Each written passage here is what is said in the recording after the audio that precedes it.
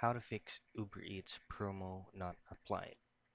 And the very first thing that you need to do first is make sure that you're currently running the latest version of the Uber Eats application.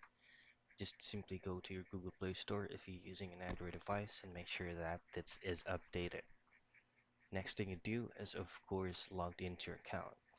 This is going to be working both from your laptop or PC and from your mobile phone.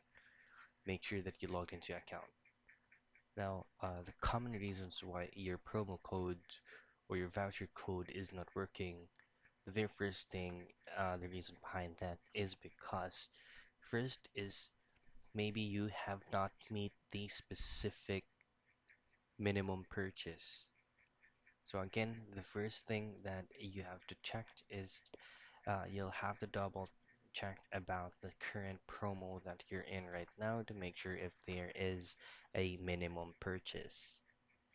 So the other thing you do is because some of the promo codes that is going to be used with Uber Eats has its own specific restaurants or stores that is only available for the code that you have. So just have to double check on your promo codes, whereabouts, and details before you use them. So those are the things that you have to check first before you apply a promo code, and that's how you fix them.